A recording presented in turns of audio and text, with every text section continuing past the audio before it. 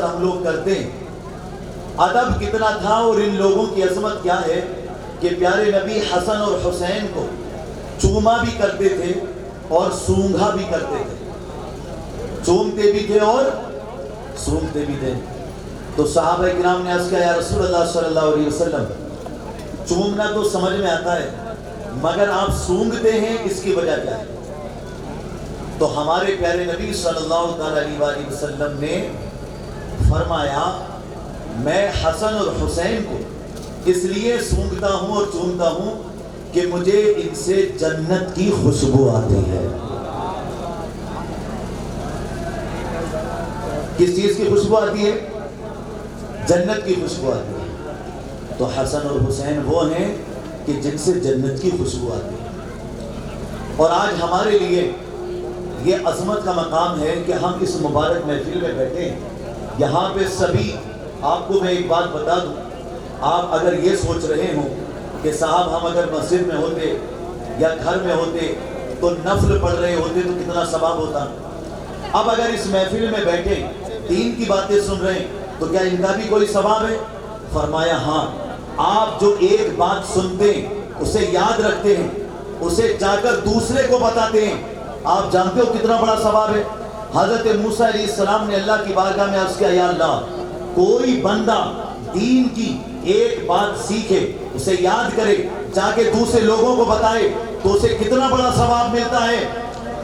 تو حضرت موسیٰ علیہ السلام سے اللہ نے فرمایا کہ میں اپنے بندے کی ہر بات پر اسے 1 سال کی عبادت کا ثواب عطا فرماتا۔ یہاں پہ جتنے ہمارے بھائی لوگ مائیں بہنیں بیٹھی ہیں، اگر ایک بھی روایت آپ کو یاد ہو جائے کل جا کے سہیلیوں میں بیان کرو۔ روزہ رکھو کل کا، کیونکہ عاشورے کا روزہ رکھنا بڑی فضیلت کی بات ہے۔ جو ایک دن کا روزہ رکھ لے اللہ رب العالمین اسے 1 مہینے کی عبادت کا ثواب عطا فرماتا ہے۔ اگر عاشورے کا روزہ رکھے کل کا کوئی تو اللہ رب العالمین اس کے پچھلے تمام گناہوں کو معاف فرما دیتا ہے۔ تو آپ کی زندگی میں یہ دن آ رہا ہے انشاءاللہ، سحری کا جو وقت ہے اس وقت 4:45 سے پہلے آپ سحری کر لیں اور پھر ماشاءاللہ روزہ رکھیں، اس کی بڑی برکتیں ہیں۔ اور جیسا کہ مجھ سے پہلے حضرت نے بھی کہا کہ اگر کوئی روزہ رکھے، عبادت کرے تو تکبر کبھی نہ کرے، غیبت کبھی نہ کرے۔ جو بھی آپ عبادت کرتے ہیں تکبر نہ کریں، بلکہ اللہ کا شکر ادا کریں کہ یا اللہ تو نے ہمیں یہ توفیق عطا فرمائی کہ ہمیں عبادت کرنے کا موقع نصیب فرمائے۔ آج آپ اس محفل میں بیٹھے ہو، پورے عرصی گرے میں کتنی تعداد ہے مسلمانوں کی؟ کم و بیش 10 سے 15 ہزار، لیکن 1500 یا 2000 کے قریب لوگ آئے۔ آپ آئے نہیں ہو بلکہ آپ کو بلایا گیا ہے۔ امام حسن اور حسین کی نظر کرم ہوئی ہے، آپ یہاں پر آئے، آپ بیان سنیے۔ دیکھو دینی کتابیں پڑھو، ہم نے مسجد میں 4 کتابیں بانٹی، اہل بیت کی محبت پر وہ کتاب بانٹی، حسینی دولہ جس میں وہ 17 دن کے دولہ کا بیان ہے کہ جس کی شادی کو 17 دن ہوئے تھے اس نے امام حسین کے نام پر جان قربان کر دی، یہ بھی اس کتاب میں موجود حسینی دولہ۔ اور ایک کتاب تھی امام حسین کی کرامات، امام حسین کی کرامات۔ امام حسین کرامت والے، آپ کو کسی ظالم نے یہ طعنہ دیا کہ آپ نے جو ہے نا اپنے خیموں کے قریب آگ جلا لی تھی، تو ظالم نے کہا اے حسین تم نے جہنم کی آگ میں جلنے سے پہلے ہی اپنے لیے دنیا میں آگ جلا لی۔ طعنہ دینے والا ایسا بھی طعنہ دیتا ہے، اور جب کوئی بے ادب اور گستاخ ہو جائے تو پھر وہ یہ نہیں دیکھتا کہ سامنے کون موجود ہے۔ بے ادبی اور گستاخی کی اس نے امام حسین کی کہ دنیا کی آگ میں ہی تم نے جہنم میں جانے سے پہلے دنیا کی آگ جلا لی۔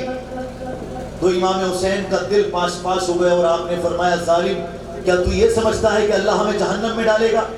فرمایا اللہ ہمیں تو جہنم میں نہیں ڈالے گا بلکہ ہمارے صدقے میں کئی جہنمیوں کو جہنم سے نکالے گا، مگر میں یہ ضرور جانتا ہوں کہ اللہ تجھے ضرور جلا کے مارے گا۔ اور پھر یہ ہوا کہ اس شخص کا جو پیر تھا وہ گھوڑے کی رکاب میں پھنسا اور اس کا گھوڑا آگ کی جانب بھاگا، اور اسی آگ میں جو امام حسین نے جلا رکھی تھی خیمے کے چاروں طرف، اس آگ میں جا کر جو ہے اس شخص کو اس گھوڑے نے پھینک دیا۔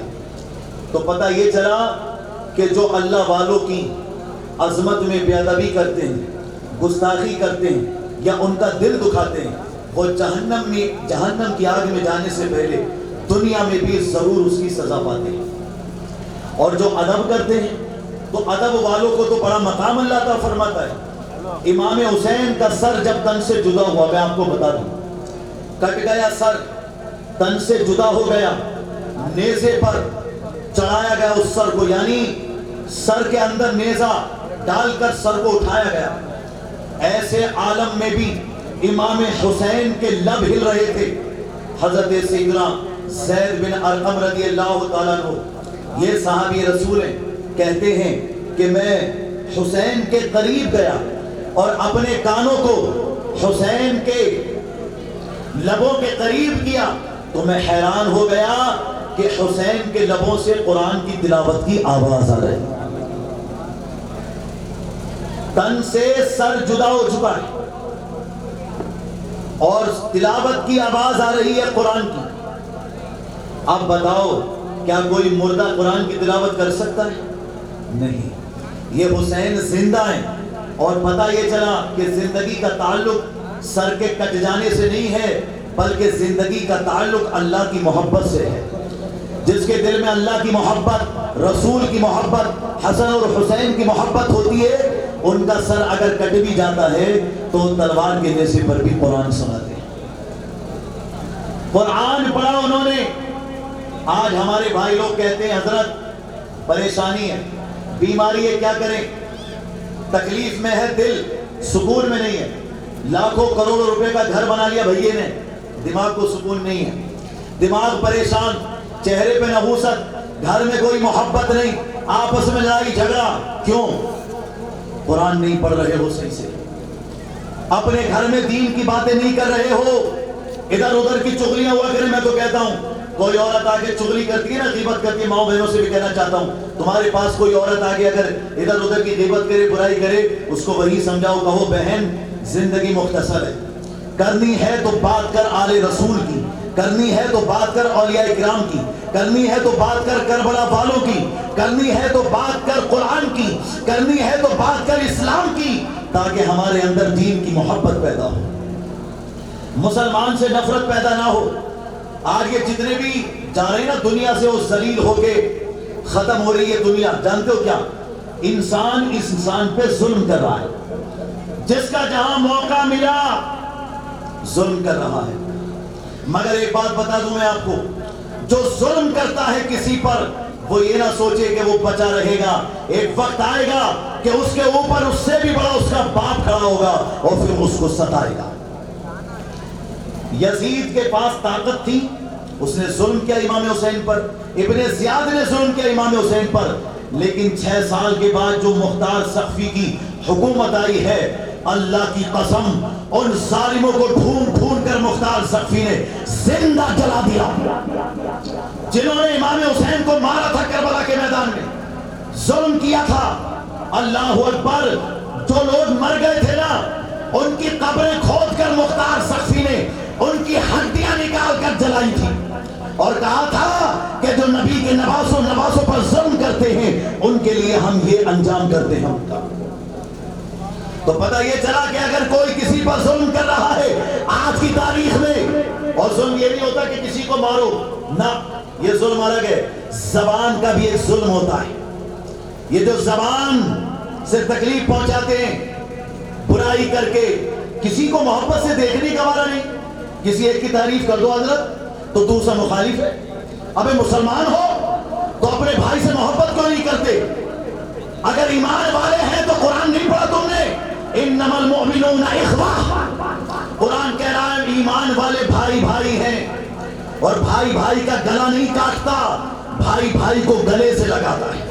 بلکہ ہمارے نبی نے تو فرمایا، مائیں بہنیں بھی سنیں، کہ جب آپ آپس میں کسی سے ملتے ہیں، محبت سے مصافحہ کرتے ہیں اور احترام کے ساتھ پیش آتے ہیں، نبی پر درود و سلام پڑھتے ہیں، اللہ اتنا خوش ہوتا ہے کہ تمہارے ہاتھ جدا ہونے سے پہلے تم دونوں کی بخشش کر دیتا ہے۔